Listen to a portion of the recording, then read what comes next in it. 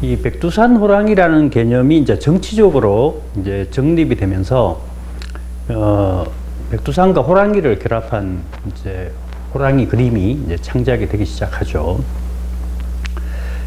그런데 그 초기에 북한의 그 호랑이 그림은 조선화가 아니라 유화가 주도를 하게 됩니다.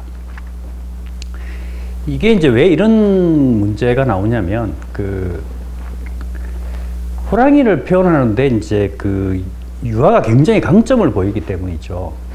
호랑이를 그리려면 이 호랑이가 아무래도 이제 뭐 백두혈통 뭐 이런 내용을 가지고 있기 때문에 굉장히 좀 묵직하고 근엄하게 그려야 되고, 동시에 이제 호랑이는 굉장히 세밀하게 좀 그려야 되거든요. 이렇게 호랑이의 뭐 몸통이라든가 털을 표현을 이제 하거나 이제 표정을 살리는 데 있어서 그 유화라는 미술 도구가 굉장히 잘 이제 맞았기 때문에 이제 그 유화로 그리는 호랑이 그림이 이제 많이 창작이 되었다는 이야기입니다. 조선화로 그리는 그 호랑이도 아마 꾸준하게 아마 이렇게 창작을 하고 실험을 했을 걸로 이제 추정을 이제 합니다. 이 조선화로 그리는 그 호랑이는 좀 한계가 있어요.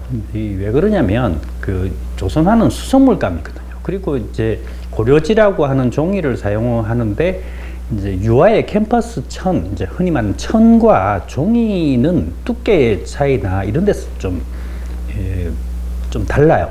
그러다 보니까 이 수성물감으로 이렇게 묵직하게 그려내는 게 굉장히 한계가 있습니다. 그리고 또 세밀하게 이제 이렇게 흔히 세필을 들고 여러 번 붓질을 꼼꼼하게 이제 그리다 보면 화면이 굉장히 지저분해지고 또 덧칠이 좀 잘 안 되고 이런 문제들이 좀 나오는 거죠. 이게 이제 조선화가 가지고 있는 한계예요. 그래서 이제 북한의 조선화를 그리는 화가들도 이런 한계를 이제 극복하기 위해서 굉장히 많은 이제 노력을 하고 실험을 하겠죠. 실제 이제 북한에서 그려진 동물 그림들이 있잖아요. 예를 들면 뭐 개나 고양이 나 이제 조금 큰 이제 이런 동물 그림들은 조선화에서는 크게 강점을 발휘하지 못하는 이런 현상들이 좀 나타납니다. 그걸 뭐 좀 우리식으로 얘기하면, 우리가 이제 수채화로 호랑이를 만약에 그린다고 치면 굉장히 좀 가벼워지고, 그리고 그 호랑이 특유의 이렇게 묵직하면서도 이제 이렇게 힘 있는 모습이 잘 안 나오는 이런 이제 문제가 발생을 하는데, 북한의 조선화에서도 그런 문제들이 아마 지속적으로 발생을 했을 걸로 추정이 되죠.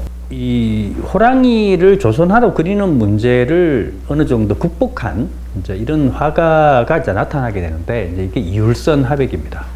이율선 화백은 그 호랑이를 조선화로 표현하면서도 남대로 그 호랑이의 근엄하고 묵직한 느낌을 표현을 하고, 동시에 이제 세밀하게 그리는 털 느낌들 있죠. 이런 것들도 수채화의 독특한 이제 경쾌함, 이런 것들을 살려가면서 이런 호랑이를 이제 묘사하는 기법들을 찾아내고 이제 이런 것을 정립을 이제 하게 되죠. 그래서 이제 이율선 화백이 그리는 호랑이 그림은 이후에 그 북한 화가들한테 굉장히 많은 영감을 줘요. 그리고 또 하나의 이제 모범이 이제 되는 거죠. 아, 이렇게 그리면 이제 호랑이도 상당히 멋있게 그릴 수 있구나라고 하는 하나의 전형이 이제 되는 겁니다. 이율선 화백은 단지 호랑이를 그리는 어떤 기법적인 문제, 표현적인 문제를 넘어서서 이제 이 호랑이가 주로 이제 백두산을 중심으로 그려졌단 말이에요, 지금까지는. 그런데 이제 이율선 화백은 이 호랑이를 백두산에 조금 내려와서 이제 이 깊은 숲이라든가 밀림이라든가 이런 것을 배경으로 이제 호랑이를 이제 창작을 하기 시작해요. 이전에는 호랑이 자체가 굉장히 호랑이 그림이 백두산과 결합하면서 굉장히 이제 근엄하고 위험을 가지게 됐다는 거죠. 일반 북한의 이제 사람들이 이제 감히 이제 호랑이를 제대로 이렇게 바라보지 못할 정도로 굉장히 그 경직되고 어찌 보면 이제 딱딱한 그림이었다고 할 수 있습니다. 그런데 일선 화백이 이제 이 조선화로 호랑이를 그려내면서 그리고 이제 배경도 이제 백두산에서 이렇게 좀 밑으로 내려오면서 이제 숲으로 이렇게 바뀌면서 사람들이 조금씩 더 이제 호랑이를 이제 편안하게 보기 이제 시작합니다. 그러니까 이 일선 화백은 그 호랑이 그림을 대중화시키는 데 있어서 굉장히 이제 중요한 역할을 했다고 이제 이야기를 할 수 있겠죠. 이때부터 이제 북한의 호랑이 그림은 해외에서도 이제 알려지기 시작합니다. 이제 중국이나 우리나라에서도 상당히 많이 들어와서 이제 많이 유통이 되고 이제 그랬죠. 이렇게 해외에서도 인정을 받게 된 이유는 뭐 간단합니다. 모든 그림이라는 것은 자국에서 일단 유행을 해야 돼요. 자국에서 인정을 받고 유행을 해야지만 이것을 바탕으로 해외에 이렇게 확산이 되는 거거든요. 그러니까 일선 화백의 그 조선화로 그린 호랑이 때문에 북한에서는 대중화가 일어났고 이제 흔히 말하는 호랑이 그림을 사람들이 수용하기 시작하고 그렇게 되니까 더욱더 많은 호랑이 그림이 이제 그려지고 이런 것을 바탕으로서 이제 해외에 흔히 말하는 뭐 수출을 하거나 뭐 혹은 해외에서 이제 유통되는 이러한 이제 상황들이 이제 만들어진 것이죠. 2000년대에 들어오면서 이제 이 북한의 호랑이 그림은 이제 커다란 이제 변화를 맞이하게 됩니다. 백두산을 배경으로 하는 그런 내용의 호랑이 그림이 또 그려지지만 백두산과 관계없는 호랑이 그림들이 이제 창작되기 시작한다는 얘기죠. 그러니까 초창기에는 이제 백두산을 중심으로 그리는 호랑이, 그 이후에는 백두산을 내려와서 이제 깊은 숲속, 밀림, 뭐 이런 것을 배경으로 하는 이제 호랑이 그림이 이제 그려졌다면 이후에는 이제 배경 자체가 이렇게 사라져 버립니다. 배경이 사라졌다는 것은 내용이, 그러니까 흔히 말하는 그 배경이 호랑이의 내용을 규정을 했단 말이죠. 백두산을 배경으로 하고 있으면 이게 백두혈통이 되는 것이고 호랑이가, 그리고 깊은 이제 그 백두산의 이제 밀림 숲속을 배경으로 하게 되면 거기에 뭐 혁명전사라든가 이런 거하고도 연결이 될 수 있는 거죠. 그런데 백두산 배경이 이제 백두산이라든가 이런 깊은 숲속이라는 배경이 사라지게 되면 이 내용도 함께 좀 사라지게 되죠. 애매해지는 것이죠. 딱히 이게 무슨 의미다, 호랑이가. 이런 것이 딱 규정하기가 어려워진다. 이런 이야기가 되는 것이죠. 배경이 이제 사라지게 되면서 호랑이의 표정이라든가 자세에도 큰 변화가 오죠. 혹은 백두산의 이제 밀림을 배경으로 하는 호랑이들은 전반적으로 자세들이 경직되어 있어요. 그러니까 거의 움직이지를 않습니다. 일단, 뭐, 대부분 앉아있거나, 뭐 약간 서 있거나 뭐 이런 정도고 움직임이 이제 극도로 이렇게 축소되어 있는 상태죠. 그리고 이제 표정도 거의 뭐 이렇게 단조롭습니다. 북한 호랑이 그림의 이제 특징으로 보면 일단 이제 뭐 이빨을 드러내거나 발톱을 이렇게 막 세우거나 이제 표효하는 이런 모습은 잘 그리지 않아요. 이게 이제 좀 다른 점이죠. 대부분 호랑이는 이렇게 입을 다물고 좀처럼 이빨을 드러내지 않습니다. 발톱도 세우지 않고 한마디로 공격성이 이제 없어지는 호랑이를 그렸던 것이죠. 공격성을 없애는 것까지는 뭐 굉장히 좋은데 문제는 이렇게 되면 표정이 아주 단조로워진다는 거죠. 자세도 단조로워지고 이 배경이 사라지면서 표정도 살아나고 자세도 다양한 자세들이 이제 나타나게 됩니다. 사실 뭐 호랑이의 표정이 뭐 얼마나 많은지는 잘 모르겠습니다만 호랑이의 표정은 어떤 행동, 자세, 여기서 이제 나타나겠죠. 뭐 뛰어노는 호랑이 모습, 그 다음에 뭐 이렇게 암수가 서로 어르는 모습, 가족들이 이렇게 새끼 호랑이와 함께 같이 이제 이렇게 어울리는 모습, 이런 것을 통해서 이제 호랑이 표정을 이제 유추해 볼 수 있는 거죠. 뭐 어떤 호랑이는 뭐 생각하는, 사유하는 호랑이도 나오고요.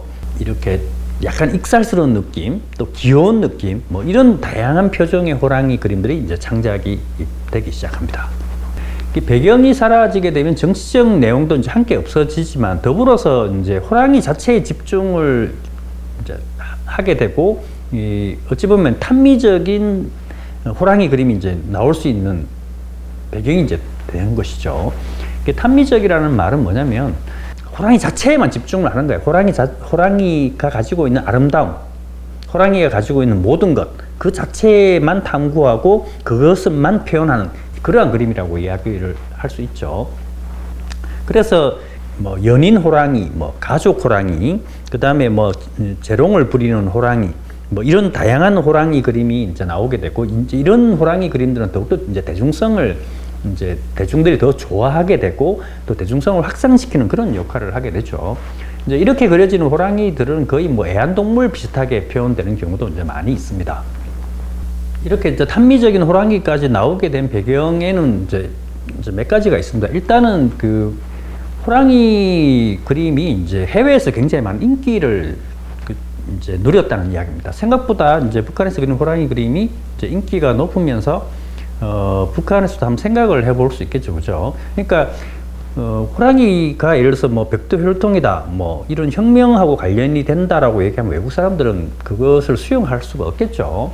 그런데 이게 이제 배경이 사라지면서 탄미적인 호랑이 그림이 나오면서 이제 그러한 내용들은 이제 없어지는 거죠. 호랑이 자체에 집중을 하게 되니까 이 문화나 정치적인 그 체제가 다른 사람들도 호랑이 그림을 수용할 수 있는 이제 바탕이 만들어진 것이죠. 또 하나는 그 호랑이 그림이 생각보다 호랑이 그림을 그리는 나라들이 그렇게 많지 않다는 게 이제 중요합니다. 호랑이 그림이 그려지려면 그 땅에 호랑이가 서식을 해야 돼요. 보통 이제 호랑이는 시베리아 호랑이, 그 다음에 뭐 인도 호랑이, 그 다음에 남중국해도 좀 있다고 얘기하고, 그 다음에 뭐 이 말레이 호랑이, 인도 차이나 호랑이 뭐 이런 것들이 있긴 하지만 그 나라에 뭐 그 나라에서 호랑이 그림이 많이 그려지지도 않고 또 호랑이를 잘 수용하지 않는 이제 문화나 종교 같은 게 이제 존재하는 것이죠. 이를테면 뭐 인도에서는 호랑이보다는 아무래도 뭐 코끼리라든가 뭐 이런 것들 더 많이 수용을 이제 하게 되고, 이 코끼리가 자리를 상징을 딱 잡고 있는데 호랑이가 끼어들 여지가 이제 별로 없는 것이죠. 그리고 이게 동남아시아 같은 경우는 밀림 지역이다 보니까 호랑이가 뭐라고 해야 되나 굉장히 위협적인 존재로 인식될 가능성이 높아요. 그 호랑이가 사람들과 사회와 관계를 잘 맺지 않으면 호랑이 그림은 그려지지 않거든요. 이런 조건에서 호랑이 그림은 굉장히 매력적인 거죠. 그래서 다른 나라들은 그리지 않고 이제 북한에서는 굉장히 강점을 가지고 있는 게 호랑이 그림이에요. 수십 년 동안 호랑이 그림을 이제 그려오고 수많은 시행착오를 겪어가면서 최종적으로 거의 호랑이 그림을 완성시켰다라고 이제 볼 수 있겠죠. 그래서 북한에서 그리는 호랑이 그림은 뭐 굉장히 커요. 일단 뭐 크게 그린 대작을 선호하고, 이 대작을 선호한다는 것은 이런 큰 그림은 국내용이라기보다는 해외에 더 많이 이제 인기가 있을 수 있죠. 사실 호랑이는 뭐 큰 동물이긴 하지만 그렇다고 해서 이게 막 한 300호, 400호 크기의 벽면만한 크기의 호랑이를 그린다는 것은 그 호랑이 그림에 대한 엄청난 자신감이 있지 않고서는 이제 이렇게 그리지는 않죠. 이제 그만큼 그 북한에서는 호랑이 그림을 이제 어떤 국가적인 미술, 그리고 이제 해외에 이렇게 전 세계에 이제 먹힐 수 있는 하나의 그림이다라고 이제 판단을 하는 것 같고, 그런 차원에서 국가에서도 이제 밀어주고, 그래서 호랑이 그림을 그리는 작가들도 이제 많이 생겨나는 이러한 이제 현상들이 나타나고 있는 것이죠.